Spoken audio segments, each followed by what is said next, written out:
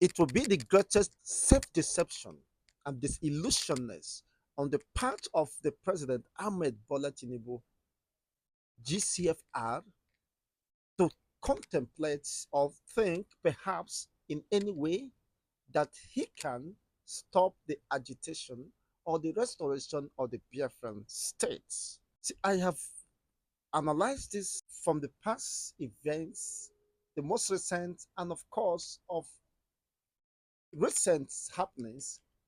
It is very clear that the Igbos has made up their minds, the Biafrans has made up their mind to leave, to exit Nigeria. It is no longer issue of contemplating. It is no longer subject to argument. The Igbos, if you are in terms with the realities, even the northern politicians, the northern clerics, the northern traditional rulers has come to know and agree with this term that the Igbos are no longer part of the country. They believe that the agitation for secession is not just gambling, it is not just for political settlement, or they are trying to gain some political advantage or to be considered for any position. It is beyond that. Not even the office of the president could be attractive to the agitators for the restoration of Biafra state. They have made up their mind. And you know what? Prior to this time, the leader of the indigenous people of Biafra, Mazim Nandekano, was canvassing, calling the attention of the government that there is need to have a national sovereign conference where the continued existence of Nigeria will be discussed and the terms of being together should be well defined and people should be given sense of belonging to contribute to the economic and political development of the state. That those who felt aggrieved, sidelined, marginalized will be given an opportunity to bar their minds, bar their frustrations, and of course, a compromise will be reached.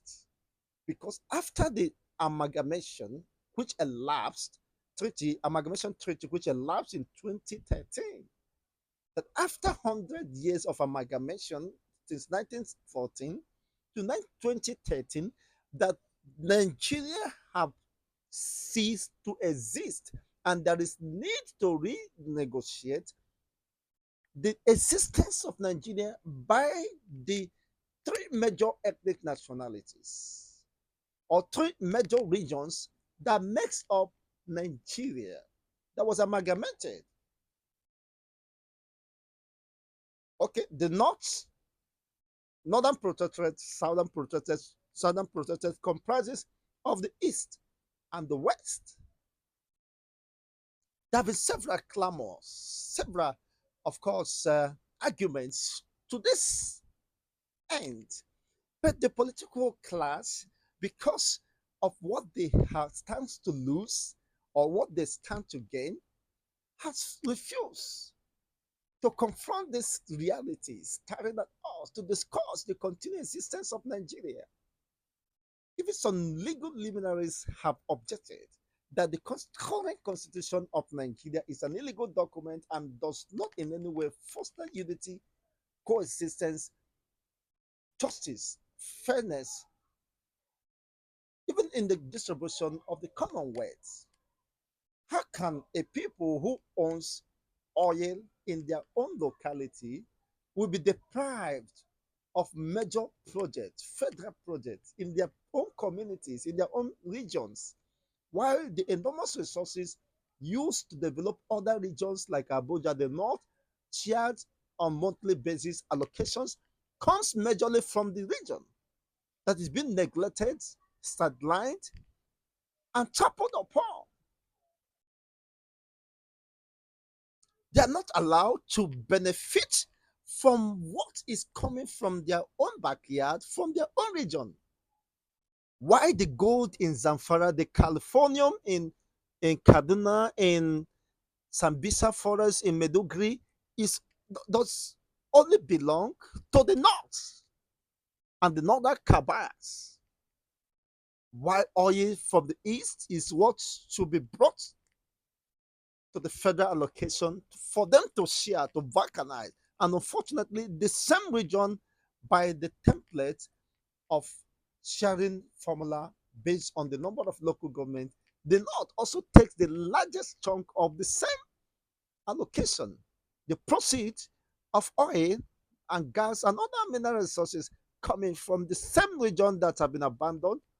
The organic cleanup is still there, becoming a nightmare to the host communities. The secretions is needless to say. The, the, the degradation of the ecosystem has not been duly compensated. No attention has been paid to that. Now, the Mazin Namdekano said, let's discuss. His argument was very clear that everybody can, who reasons objectively, can buy into the idea. This Nigeria has not been working. What do we do with the explosion, population explosion in the north? The north has the comparative advantage. They have resources, but unfortunately, it's not managed or harnessed to the betterment of the impoverished masses. He said, let's have a true federalism, regional control of resources. Of course, they called him names. They wanted to kill him. They said, go, you are making noise. And when he understood that there was no sincerity, commitment on the part of the same government, saddled with the responsibility of protecting life and property and enhancing the well-being, the living standard or conditions of Nigerians. They were more interested in what, of course, gets to their pockets, how the will oppress using the instrumentality of poverty to oppress the people and keep them perpetually subjugated. Mazin Namdekano said, this cannot continue. But humanity has evolved beyond this. We must define, of course, the way we should live, not being forced to live lesser than human beings. That if you refuse the dialogue, which of course there was room for dialogue to discuss about these nagging issues of national concern ever since the Civil War, which unfortunately led to the Civil War and the declaration of the independent state of Biafra by Dim Chukwuemeka Odumegwu, which Awolowo, of course, has to take the war to the Biafrans. Then, I mean, not Awolowo, sorry, Yakubu, then being the head of states. It's quite unfortunate. So you can understand what we are saying. Now, when Mazin Namdekano discovered that there was no sincerity and, of course, commitment on the part of the Nigerian government to discuss the continued existence of Nigeria and address the myriads of problems bedeviling the Nigerian state, he decided to go on, of course, to renew the quest for the restoration of the Biafran state, which, of course, under the law, uh, deploying the instrumentality of the law, diplomatic engagement, and of course, the United Nations law guiding self determination. He embarked on that quest for self determination and restoration of the Biafran state. Using placard demonstrations and protests across the eastern regions, the states of the eastern regions, they were killed, mad, trampled upon, oppressed by the security operatives to the point that, of course, it was very clear that his life was assassination attempt was made on his life, and eventually he survived. Though there were several casualties in his own country home, he was invaded and attacked after he was granted bail in the first instance, and eventually was attacked or invaded, which the Supreme Court even acknowledged that he never jumped bail but escaped because of the attempted assassination. And eventually, he was renditioned from Kenya, just to say the least. And eventually, you know what happened? That forced Simon Ekpa, to say this is not working. Diplomatic engagement alone is not working.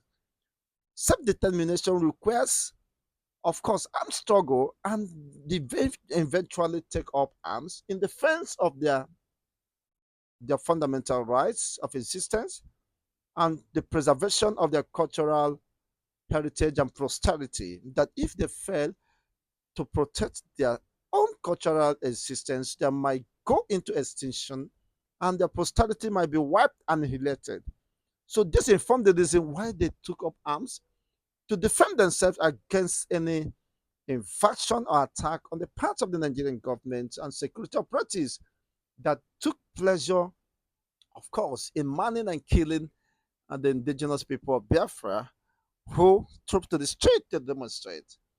And that, of course, narrative have changed ever since uh, the armed struggle was initiated, of course, adopted by the secessionists or the determination agitators. Ever since, things has not remained the same. It is now a full armed struggle, self-determination, self-struggle for independence. So you can understand where I'm coming. That Tinubu, the president, should not at this time, in his widest imagination, consider or contemplate the use of force can subdue a people who are already determined to die, to spill the last blood in them, to actualize their self-determination, their freedom. They understood that freedom does not come easily, and they're willing to pay the price for that freedom. You can't stop them. You cannot win them. Of course, if he cares to know, Wole Soyinka once admitted that you cannot win them with the barriers of God. You can't stop Biafra. So if you think in your wildest imaginations you can, I stand to be corrected. You cannot. Why? Because the people, of course, it is no longer news. They have crossed the Rubicon. It is very clear.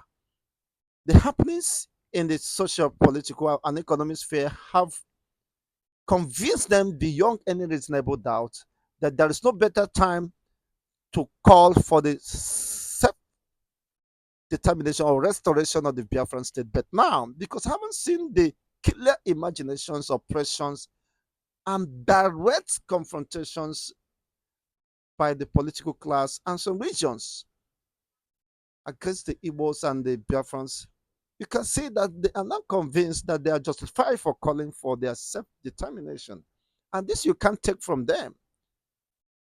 So it is needless wasting blood from both parties. The government of Tinubu should act proactively and reasonably enough to settle this score. It is not something the barrels of gun can settle. Rather, you keep on having casualties. People keep on dying senselessly for what does not worth it. It does not worth it. If Gowon fought to keep Nigeria one and the unity, is that unity? Some local governments or states in the north is being controlled by Islamic radicals, calling for the Islamic State caliphate. Today, they are still in control of those regions. They levy taxes, they collect money, ransom from the supposed Nigerian citizens at will, helplessly. Nobody is coming to their rescue. They are in control. They have set up their own caliphate and government operational in those regions. And heaven has not fallen ever since. Operation Python dance have not been initiated. Marching order has not been given against those local governments. They are still in existence. You can't understand that. So why this double standard? Why do you think you can stop a people who, of course, has their legitimate rights? Freedom is an inalienable right given to God by all. A, a natural entitlement that cannot be denied any people, including the Biafrans. If the North, the Boko Haram or whatever they call themselves, have set up their own government in the region, of course, the Sharia law is already in existence, huh? Which contradicts, of course, the constitution of Nigeria.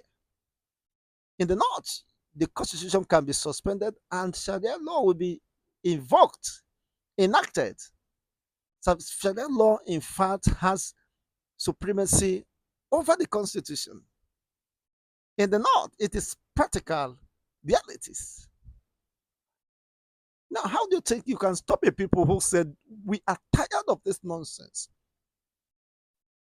We don't share common ideology, common culture, and there is no true love, harmony, and coexistence. Our people is being killed, our existence is being threatened. And you think you can stop them by holding their leader behind the bars? Well, by my own findings and observations, you cannot, because they have made up their minds. I think wisdom calls that the government of Tinubu should save himself from the embarrassment, should save himself and the posterity. Of course, for him to be in the good book of